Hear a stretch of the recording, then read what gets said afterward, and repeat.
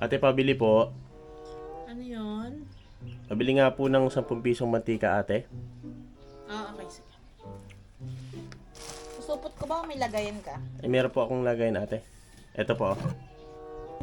Sigurado ka, kuya, dito ko ilalagay 10 pisong mantika mo? Opo, ay yan po talaga ilagayan namin ng mantika. Eh baka hindi pa umaabot sa kawali, ala na yung mantika mo, nakadikit na lahat dito. Sige, sure ka ha? Yan po kasi ilagayan namin ng mantika.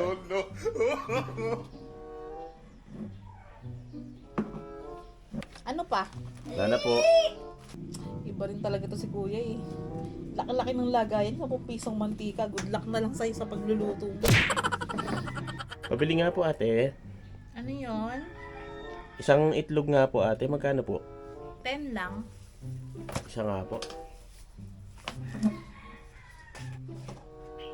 Ay, ate, pwede po bang pasupot po? Nakabike po kasi ako eh. Baka po mahulog ko po sa daan. Bibili ka pa bang iba kuya? Wala na po eh. Baka po kasi mahulog sa daan. Di ko po maiuwi. Nakabike po kasi ako eh. Ano naman, laki-laki ng kamay mo. Ayun, kaya mo na yan.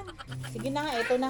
Ay, ate, pwede po ba yung yung sandbag po para may hawakan po sana? Ito naman kuya, hindi mo ba alam na pati yung mga plastic dito, binibili ko? Pasensya na po. Nakabike po kasi ako eh.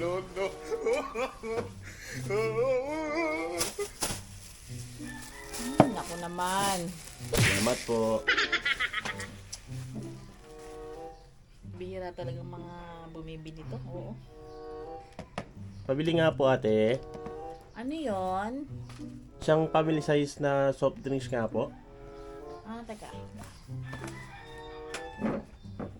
Pepsi at Mountain Dew lang nandito. Anong bibili mo? Pepsi na lang po. Magkano po? Isa lang, no? Opo. Magkano po yan, ate? 30 lang. Pwede pong makahingi po ng supot? Ilang supot? Saan niya inumin? Diyan lang po sa kabilang bahay po. 10 supot po sana, tsaka 10 straw po.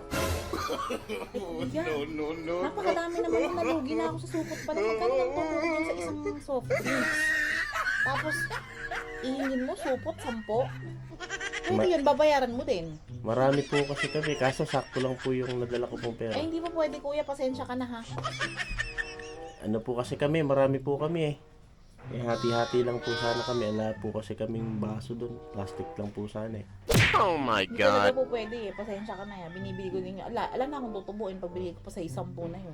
Eh, ilang supot po ba pwede? Kahit 8 po sana, pwede po ba 8? Bibigyan kita, sige, hanggang 5. Sige na nga po. Sipsipan na lang kayo kung gusto mo. 10 po kasi kami, ate eh. Ayan.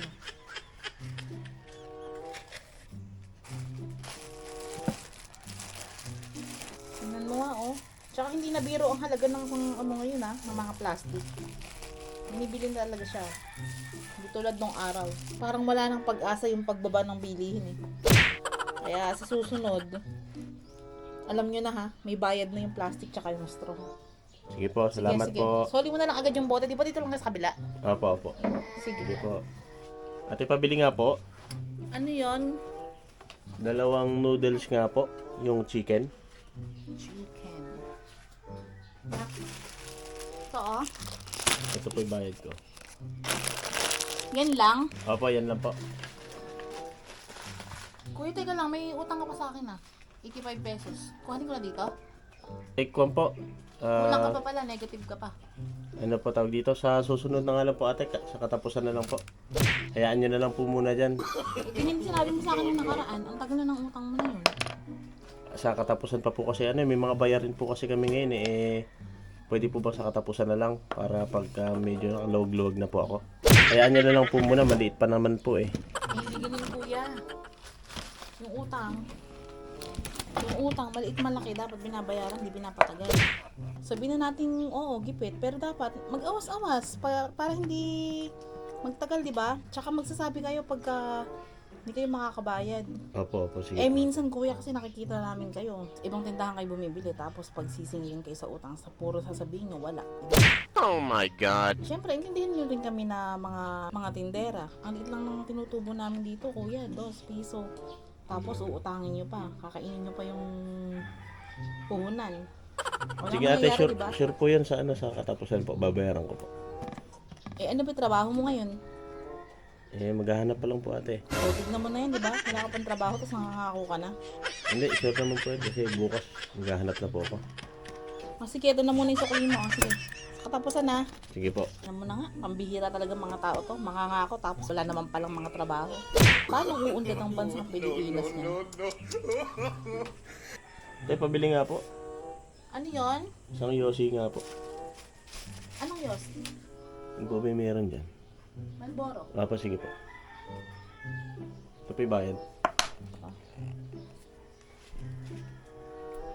Pasindi Yan nga lang? po. Apo, yan lang po. Pasindi nga po.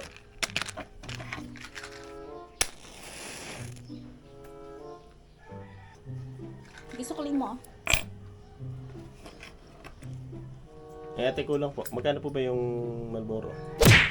10. Eh, di ba kinuha mo yung pospro ko? What? Inawas ko na sa sukli mo. Bakit ako binulsa mo eh? Ito na lang po yung post po niya. Kaya huwag kasing ganun po. Nakalimutan ko po. Akala ko po sa akin ito. Kahit naman di kita makita, kita ka naman ng CCTV ko ay no. Salamat po. Sige.